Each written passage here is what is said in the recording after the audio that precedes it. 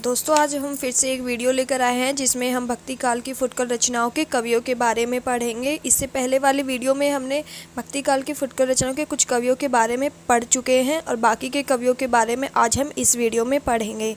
हमने उस वीडियो में जिन जिन कवियों के बारे में पढ़ा है यहाँ पे मैं आपको उनका नाम बता देती हूँ। छीहल, लालच दास, कृपाराम, महापात्र नरहरि बंदीजन, नरोत्तम दास, आलम, महाराज टोडरमल, महाराज बीरबल, गंग, मनोहर कवि, बलभद्र मिश्र, जमाल, केशवदास जी। और आज उसके आगे के कवियों के बारे में हम अभी शुरू करते हैं। चलिए। होल राय, ये बर्मा भट्ट अकबर के समय में हरिवंश राय के आश्रित थे और कभी कभी शाही दरबार में भी जाया करते थे। इन्होंने अकबर से कुछ ज़मीन पाई थी जिसमें होलपुर गांव बसाया था। कहते हैं कि गोस्वामी तुलसीदास जी ने इन्हें अपना लोटा दिया था, जिस पर इन्होंने कहा था, लोटा तुलसीदास को लाख टका का मोल।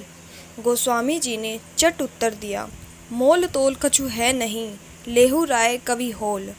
रचना इनकी पुष्ट होती थी, पर जान पड़ता है कि ये केवल राजाओं और रईसों की विरुद्धावली वर्णन किया करते थे, जिनमें जनता के लिए ऐसा कोई विशेष आकर्षण नहीं था कि इनकी रचना सुरक्षित रहती।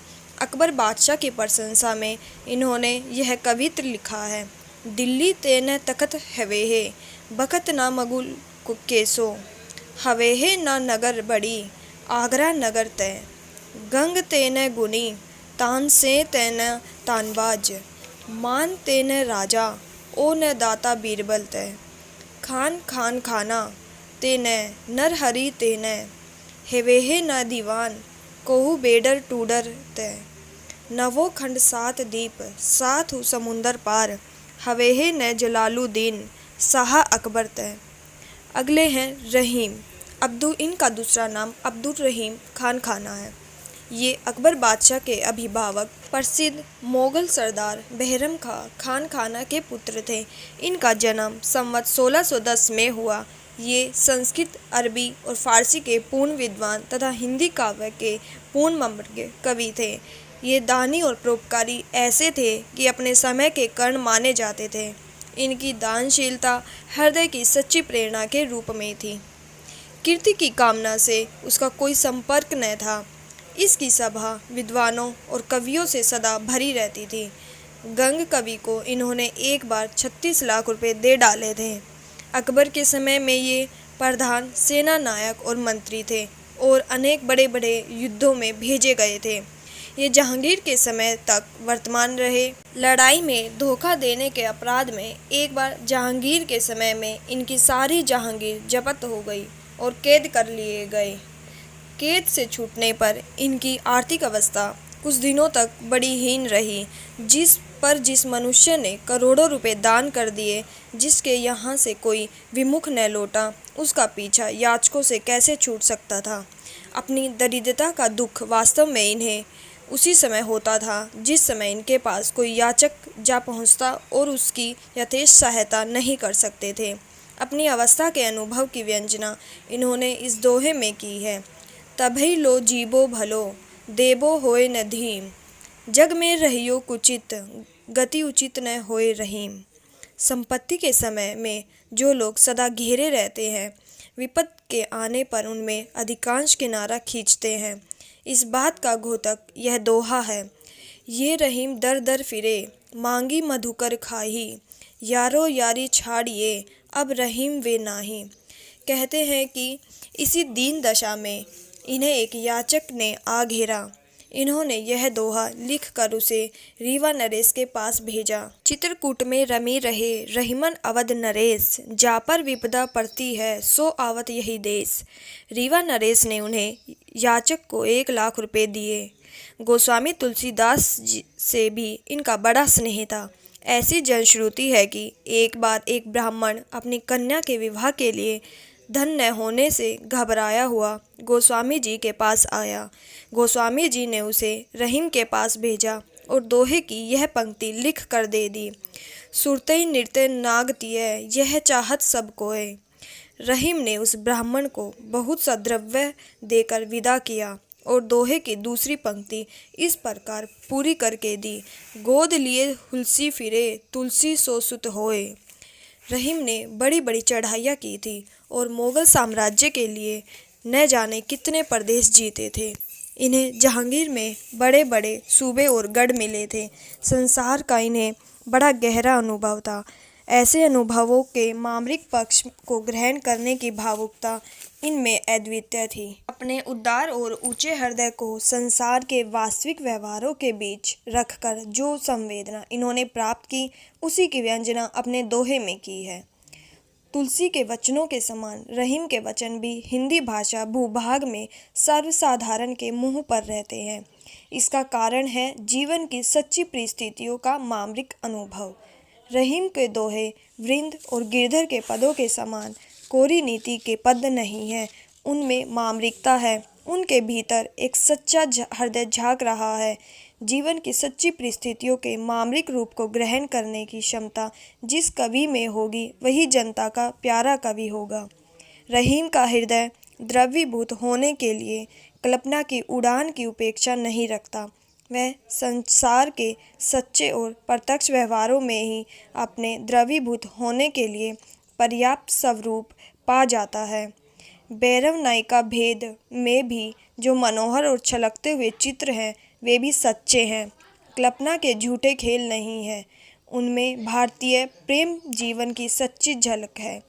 भाषा पर तुलसीदास जी का ही अधिकार हम रहीम पर भी पाते हैं। ये ब्रज और अवधी, पश्चिमी और पूर्वी दोनों काव्य भाषाओं में समान कुशल थे। बरवे नायिका भेद बड़ी सुंदर अवधी भाषा में है। इनकी उक्तियाँ ऐसी लुभावनी हुई है कि बिहारी आदि परवर्ती कवि भी बहुतों का अपहरण करने का लोभ न रोक सके। यद्यपि रहीम सर्वसाधारण ने अपने दोहे के लिए ही प्रसिद्ध है, पर इन्होंने बरवे, कवित, सवेया, सोरठा पद सब में थोड़ी बहुत रचना की है। रहीम का देहांत संवत 1683 में हुआ। अब तक इनके निम्नलिखित दोहे में सुने जाते हैं: रहीम दोहावली या सतसई, बरवे नायिका भेद, श्रृंगार सोरठा, मदनाष्टक, रास पंचाध्याय। पर भरतपुर की श्रीयुत पंडित मयास्कर जी याचिक ने इसकी और भी रचनाओं का पता लगाया है, जैसे नगर शोभा, फुटकल बरवे, फुटकल कवित सवेय और रहीम का पूरा संग्रह रहीम रत्नावली के नाम से निकाला है। कहा जा चुका है कि ये कई भाषाओं और विद्याओं के पारंगत थे। इन्होंने फारसी का एक दीवान भी बनाया और वाकयात बावरी का तुर्की के फारसी में अनुवाद किया था। कुछ मिश्रित रचना भी इन्होंने की। रहीम काव्य हिंदी संस्कृत की खिचड़ी है और खेट कौतुकम नामक ज्योतिष्य का ग्रंथ संस्कृत और फारसी की खिचड़ी है। कुछ संस्कृत श्लोकों की रचना भी ये कर गए हैं। इनकी रचना के कुछ नमूने बताए जाते हैं। यह नमूना सतसई और दोहावली से है। दुर्दिन परे रहीम कहे, भूलत सब पहचानी, सोच नहीं बितहानी को, जो न होए हितहानी। कऊ रहीम जानी कहू के, द्वार गए पछताए, संपत्ति के सब जात हैं, विपत्ति सबे ले जाए। जयो रहीम गति दीप की, कुल कपूत गति होए, बारह उजियारो लगे, बड़े अंधेरो होए। सर सूखे पंछी उड़े, ओरे शरण समाही, दीन मीनी बिन पंख के, कहू रहीम कह जाही। मांगत मुकरिन को गयो, केही न त्यागियो साथ, मांगत आगे सुख लहो, ते रहीम रघुनाथ। रहीमन वे नर मर चुके, जे कहू मांगन जाही, उनते पहिले वे मुहे, जिन मुख निकसत नाही।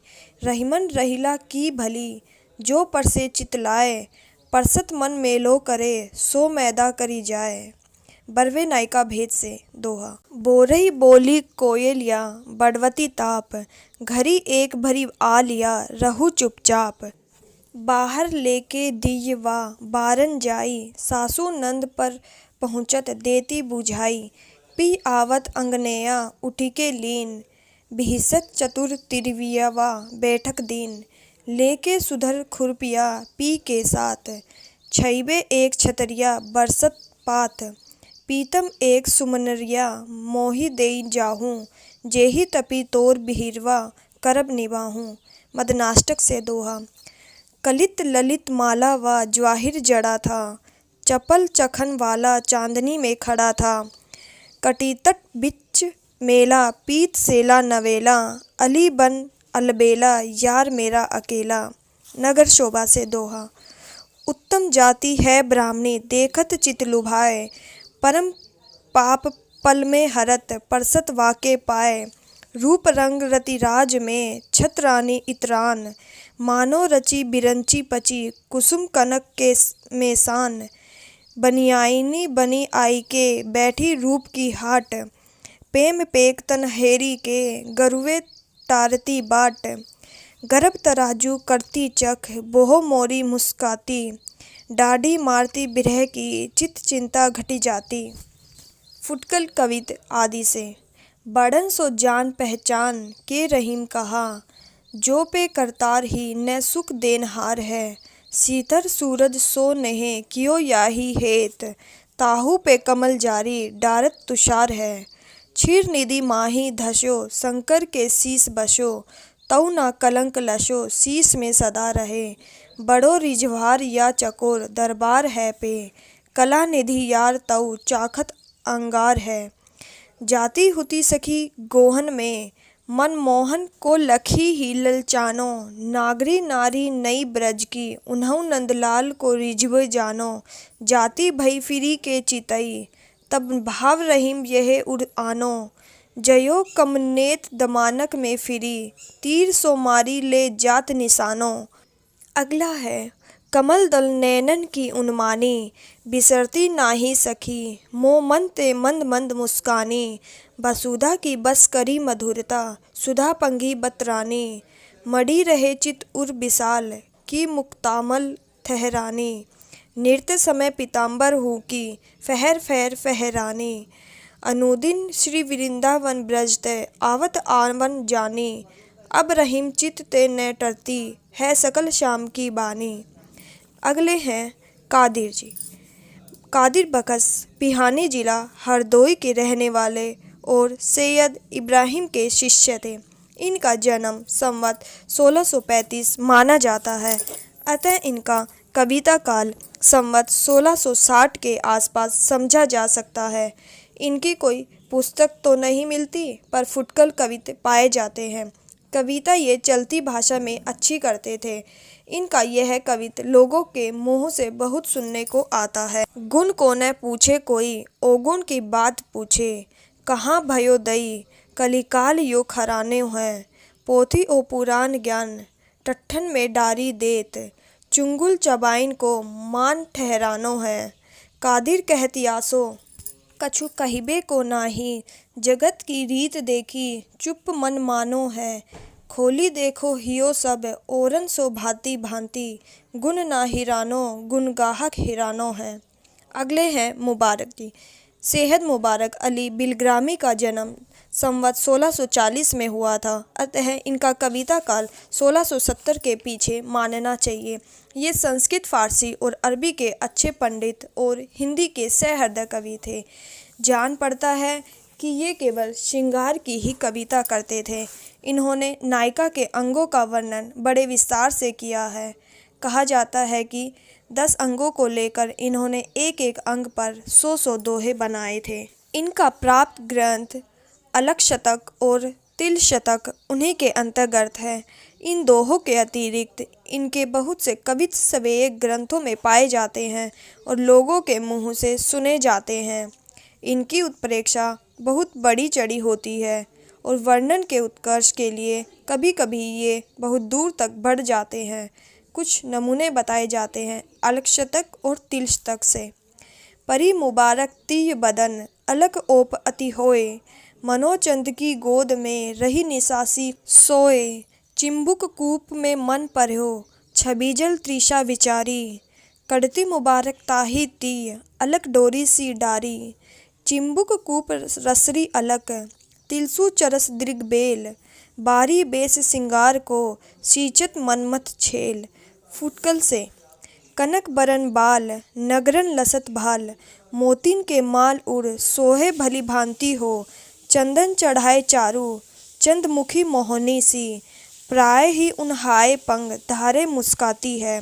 चुनरी विचित्र श्याम सजी के मुबारक जू, ढाकी नक्सिक तय निपट सुख चाती है। चंद्र में लमेटी के समेटी के नखत मानो, दिन को प्रणाम किए राती चली जाती है। बनारसी दास जी ये जौनपुर के रहने वाले एक जैन जौहरी थे जो आमेर में ही रहा करते थे। इनके पिता का नाम खड़ंग सेन था। ये संवत 1643 में उत्पन्न हुए थे। इन्होंने संवत 1698 तक अपना जीवन वृत्त अर्धकथात्मक नामक ग्रंथ में दिया। अपने हिंदी साहित्य में यही एक आत्मचरित्र मिलता है। इससे इसका महत्व बहुत अधिक है।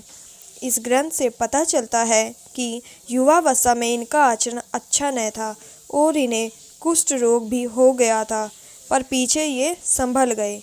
ये पहले श्रृंगार रस की कविता किया करते थे, पर पीछे ज्ञान हो जाने पर इन्होंने ये सब कविताएं गोमती नदी में फेंक दी और ज्ञानोपदेशपूर्ण कविताएं करने लगे। कुछ उपदेश इनके ब्रज भाषा गद्य में भी हैं। इन्होंने जैन धर्म संबंधी अनेक पुस्तकों के सारांश हिंदी में कहे। अब तक इनकी बनाई इतनी पुस्तकों का पता चला है। बनारसी विलास फुटकल कवितों का संग्रह, नाटक समय सार, कुंद कुंदाचार्य कीर्त ग्रंथ का सार, नाम माला कोश, अर्धकथात्मक बनारसी दास पद्धति, मोक्षपदी, ध्रुव वंदना, कल्याण मंदिर भाषा, वेद निर्णय पंचिका, मार्गन विद्या। इनकी रचना शैली पुष्ट है और इनकी कविता दादूपंथी सुंदरदास जी की कविता से मिलती जुलती है। कुछ उदाहरण बताए जाते हैं। भोदू ते हृदय की आँखें, जे सर्बे अपनी सुख संपत्ति भ्रम की संपत्ति भाखे, जिन आँखिन सो निरखी भेद गुण ज्ञानी ज्ञान विचारे, जिन आँखिन सो लखी स्वरूप मुनि ध्यान धारण धारे। अगला है काया सो विचार प्रीति, माया ही में हार जीत, लिए हट रीति जैसे हारिल की लकड़ी, चंगुल के जोर जैसे गोहो गही रहे भूमि, तयो ही पे गाड़े पे न छाड़े टेक पकड़ी, मोह की मरार सो मरम को न ठोर पावे, धावे चहु और जयो बढ़ावे जाल मकरी, ऐसी दुर्बुद्धि भूली झूठ के झरोखे झूली, फूली फिरे ममता जंजीरन सी जकरी। अगले हैं सेनापति जी। ये अनूप शाह के रहने वाले कान्यकुंज ब्राह्मण थे। इनके पिता का नाम गंगाधर, पितामह का परशुराम और गुरु का नाम हीरामणि दीक्षित था। इनका जन्म काल संवत 1646 के आसपास माना जाता है। ये बड़े ही सहृदय कवि थे। ऋतु वर्णन तो इनके जैसा और किसी श्रृंगारी कवि ने ही नहीं किया।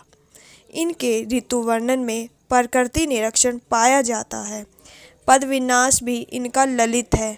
कहीं कहीं विरामों पर अनुप्रास का निर्वाह और यमक का चमत्कार भी अच्छा है। सारांश यह है कि अपने समय के बड़े भावुक और निपुण कवि थे।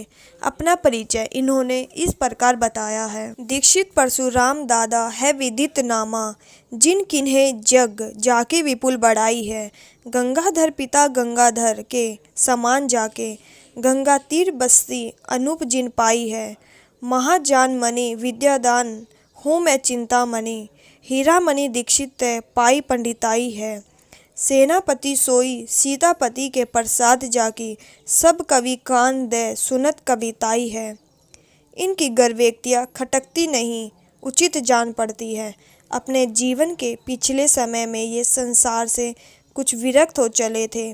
जान पड़ता है कि मुसलमानी दरबारों में भी इनका अच्छा मान रहा, क्योंकि अपनी विरक्ति की झोंक में इन्होंने कहा है के तो करो कोई पे करम लिखोई, ताते दूसरी न होई उर सोई ठहराइए।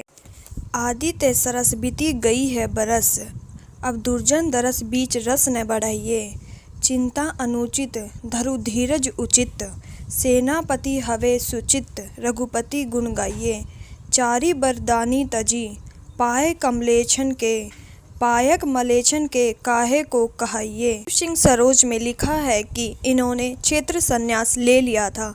इनके भक्ति भाव से पूर्ण अनेक कवित रत्नाकर में मिलते हैं, जैसे महा मोहकंदनी में, जगत जग कंदनी में, दिन दुख दंदनी में, जात है बिहाय के, सुख को न लेस है कलेस सब भांतिन को, सेनापति याही ते कहत अकुलाय के, आवे मन ऐसी घर बार परिवार तजो, डारो लोक लाज के समाज बिसराय के, हरिजन पुंजनी में वृंदावन कुंजनी में, रहो बैठी कहूँ तरवतर जाए के।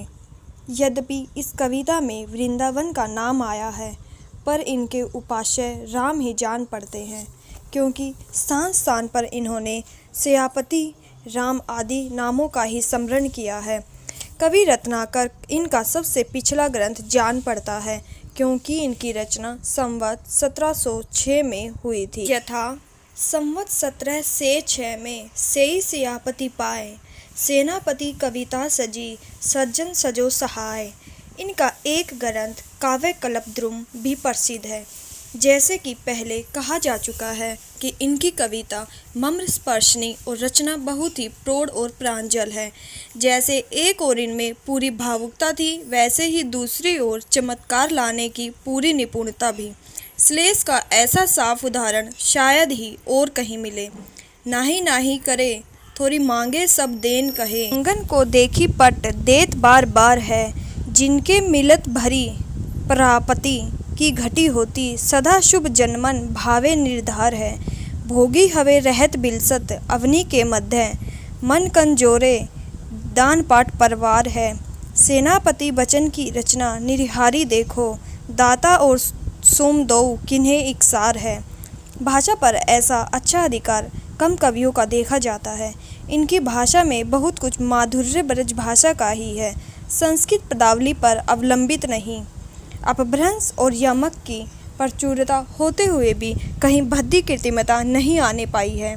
इनके ऋतु वर्णन के अनेक कवित बहुत से लोगों को याद हैं। रामचरित्र संबंधी कवित भी बहुत ही ओजपूर्ण है। इनकी रचना के कुछ नमूने बताए जाते हैं। वाणी सो सहित सुब्रन मुँह रहे जहाँ, सूरत बहुत भांति अर्थ समाज को, संख्या करी लीजिए अलंकार है अधिक यामे, राखो मति ऊपर सरस ऐसे साज को, सुनो महाजन चोरी होती 4 चरण की, ताते सेनापति कहे तजी उर लाज को, लीजियो बचाए जयो चुरावे नहीं को सोपी, वित किसी थाती में कवितन के ब्याज को। अगला है वृष को तरनी तेज सहसो करनी तपे, ज्वालनी के जाल बिकराल बरसत है, तचती धरनी जग झुरत झुरनी सीसी, छाहा को पकड़ी पंथी पंछी बिरमत है, सेनापति नेक दोपहरी ढरकत होत, धमका विषम जो न पात खरकत है, मेरे जन पोन सिरे ठोर को पकड़ी काहू, घरी एक बैठी कहू घामे बितवत है। अगला है सेनापति उन्हें नए जलद सावन के, चारिहु दिसान घुमरत भरे तोय के, शोभा सरसाने न बखाने जात केहू भांति, आने है पहाड़ मानो काजर के डोय के, घन सो गगन छप्यो तिमिर सघन भयो, देखी न परत मानो रवि गयो खोए के, 4 मास भरी श्याम निशा को भरम मानी, मेरे जान याही ते रहत हरि सोय के, दूरी जदुराई सेनापति सुखदाई देखो, आई ऋतु पावस न पाई प्रेम पतिया, धीर जलधर की सुनत धुनि धर की ओ, दर की सुहागिन की छोहो भरी छतिया, आई सुधी बर की ही में आनी खरकी, सुमिरी प्राण प्यारी वह प्रियतम की बतिया, बीती औंधी आव की लाल मन भावन की, डग भई बावन की सावन की रतिया। अगला है बाली को सपूत कपिकुल पुरुहूत, रघुवीर जू को दूत भरी रूप विकराल को, युद्ध मंद गाड़ो पाव रोपी भयो ठाड़ो सेना, पति बल बाड़ो रामचंद्र भूपाल को, कच्छप कहली रह्यो कुंडली टहली रह्यो, दिग्गज दहली त्रास परो चकचाल को। पाँव के धरत अति भार के परत भयो, एक ही परत मिली सपत पताल को। अगला है रावण को वीर सेनापतु रघुबीर जो की, आयो है शरण छाड़ी ताहि मद अंध को। मिलत ही ताको राम कोप के करी है ओप, नाम ज्यो दुर्जन दलन दीन बंद को। देखो दान वीरता निदान एक दान ही में, दिन्हे दो दान को बखाने सत्य संग को। लंका दस्कंदर की दानी है विभीषण को, शंका विभीषण की सो दीनी दस्कंद को। सेनापति के भक्ति प्रेरित उद्गार भी बहुत अनूठे और चमत्कारपूर्ण हैं। आपने कर्म करी हो ही निभोगे तो, हो ही करतार करतार तुम काहे के, वाला प्रसिद्ध कवित इन्हीं का है। अगले हैं पुहकर कवि।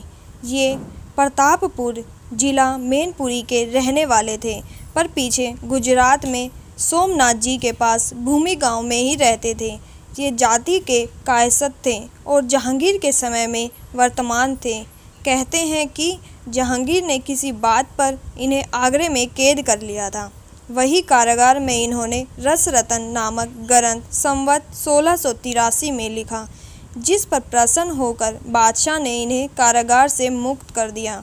इस ग्रंथ में रंभावती और सूरसेन की प्रेम कथा कई छंदों में, जिनमें मुख्य दोहा और चौपाई है, प्रबंध काव्य की साहित्यिक पद्धति पर लिखी।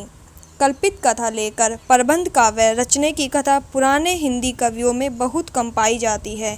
जायसी आदि सूफी शाखा के कवियों ने ही इस प्रकार की पुस्तकें लिखी, पर उनकी परिपाटी बिल्कुल भारतीय नहीं है।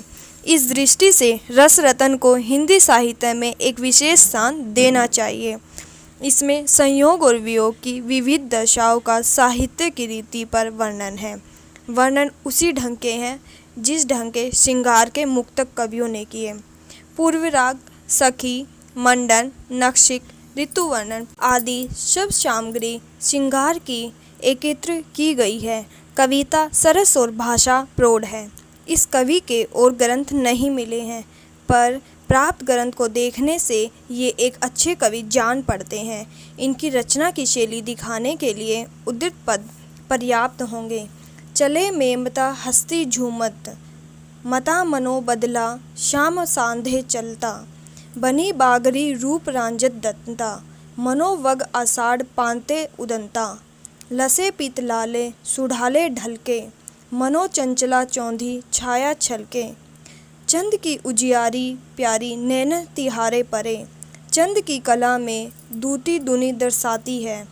ललित लतानी है में लता सी गही सुकुमारी, मालती सी फूले जब मृदु मुस्काती है।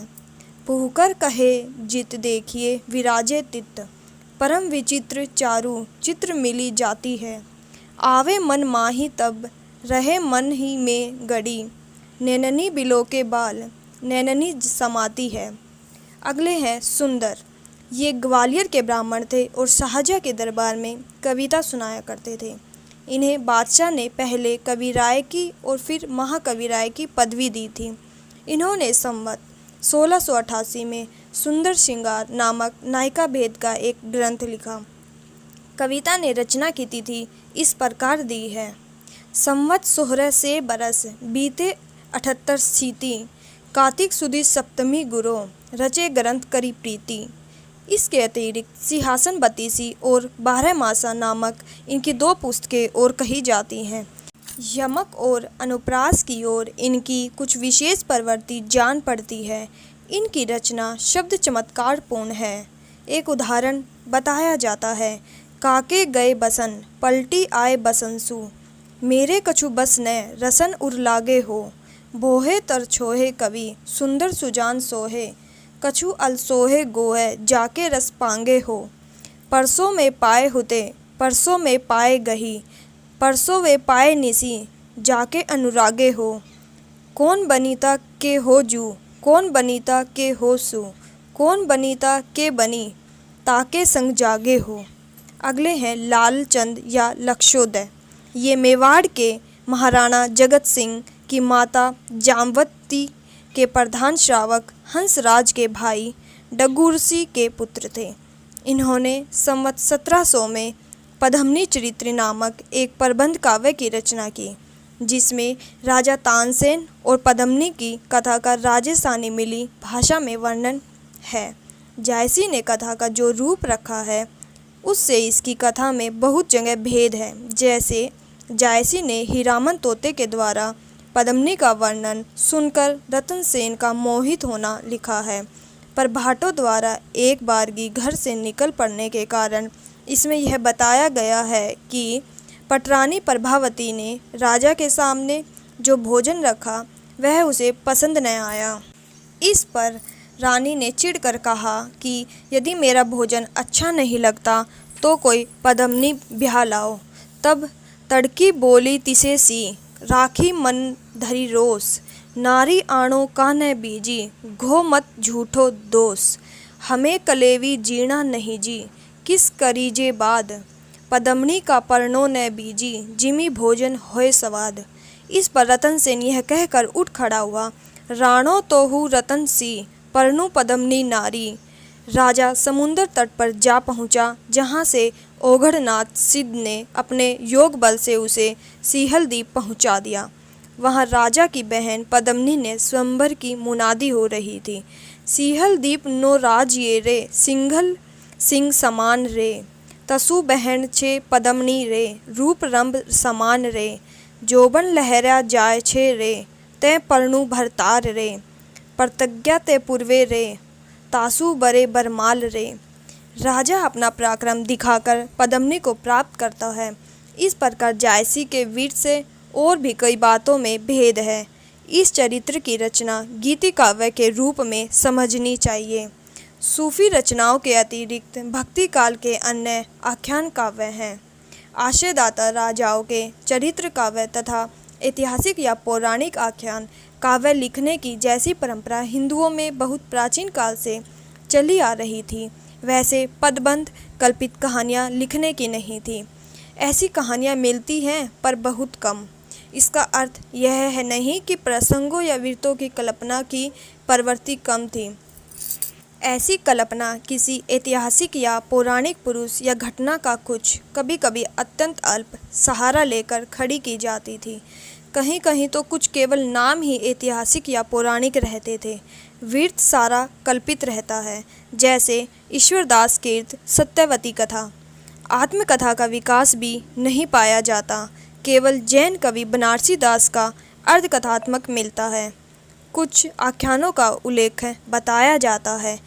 रामचरितमानस तुलसी कल्पित डोला मारू राधुआ प्राचीन है। आत्मकथा अर्धकथानक बनारसी दास जी। दूसरे नंबर पर हरिचरित्र लालच दास जी के कल्पित लक्ष्मण सेन पद्मावती कथा। तीसरे रुक्मणी मंगल नरहरि कल्पित सत्यवती कथा ईश्वरदास। चौथे रुक्मणी मंगल नंददास कल्पित माधवनल कामकंदला आलम। पांचवें सुदामा चरित्र नरोत्तम दास कल्पित रस रतन पुहकर कवि। छठे रामचंद्रिका केशवदास जी कल्पित पद्मिनी चरित्र लालचंद। सातवें वीर सिंह देव चरित्र केशव कल्पित कनक मंजरी काशीराम। आठवें बेली कृष्ण रुक्मणी री जोधपुर के राठौर राजा पृथ्वीराज। पर बताई गई सूची में डोला मारू राधुआ और बेली कृष्ण रुक्मणी री राजस्थानी भाषा में है। डोला मारू की प्रेम कथा राजपुताने में बहुत प्रचलित है। दोहे बहुत पुराने हैं, यह बात उनकी भाषा में पाई जाती है। बहुत दिनों तक मुखाग्रही रहने के कारण बहुत से दोहे लुप्त हो गए थे, जिससे कथा की श्रृंखला बीच बीच में खंडित हो गई थी।